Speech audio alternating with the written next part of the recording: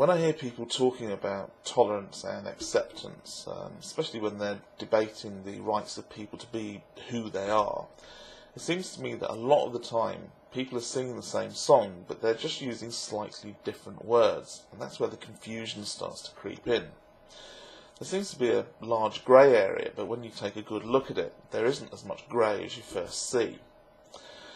To me, this idea that you have to swing people over to your way of thinking, this idea that you have to win the hearts and minds, is just bogus. What it really boils down to is how civilised people should treat one another. And I think that the key facets to this are tolerance, acceptance, and approval.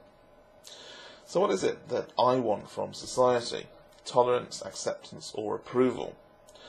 Well, first off, I think that it's important to have a clear definition of what you mean by these terms. And I'm not going to attempt to provide a canonical definition. Instead, what I'll do is I'll just outline what each of these means to me. So starting with tolerance, I think that tolerance is, in essence, recognition of the right to exist.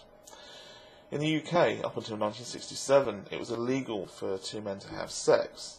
Following the decriminalisation of homosexuality, it was no longer illegal for two consenting males over the age of 21 to have sex. It was no longer a crime to be gay. Elsewhere in the world, it is still illegal, and there's many countries where the death penalty is enacted upon people who are identified as being gay, regardless of whether or not they actually are. So, what tolerance gives us, I think, is freedom from being outlawed. It's the first level, but it isn't equality by any means at all. Now, acceptance versus approval is the area where I think most of the confusion arises. Acceptance by society is not just the tolerance of the presence of gay people, it's ensuring that everybody has the same rights and protection under the law.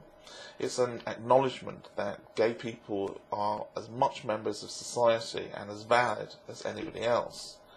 And we're making great headway here in the UK with changes to the legislation that means that it's now illegal to fire someone for being gay, and that includes the military. We have equalisation of the age of consent, and it's also illegal for vendors to refuse to serve gay people. And what acceptance leads to is freedom from the threat of discrimination. We're still not there completely in the UK. There's still the matter of gay marriage, for example, but I think that we are getting there. So what I demand is acceptance, the same rights as anyone else in this country to be protected by the law and to marry the person that I choose. Where I think most of the confusion actually bleeds into the argument is when we start talking about approval. And that's also where I draw the line, because I really don't care if people approve of me. I know for a fact that I don't approve of small-minded bigotry, and I certainly don't approve of people brainwashing their kids into believing nonsense fairy tales and teaching them hate. But I wouldn't deny them the rights as citizens of this country. All I demand is the same in return. Disapprove all you want, but, to quote Fantastic Babblings, don't fuck with my rights. I really don't want to try and force people to approve, because I think that that infringes on their rights to form their own opinion. In any case, I neither need nor seek some seal of approval, this pat on the back or permission to be who I am. What is, and that's what needs to be accepted. And if people don't like it, if they don't like what is, then fuck them. And right back at me as well if I feel the same way about how other people choose to live their lives. I don't demand that people approve of me. I don't demand that people like me, or even that they pretend to like me. What I demand, as my fundamental right, is equal treatment.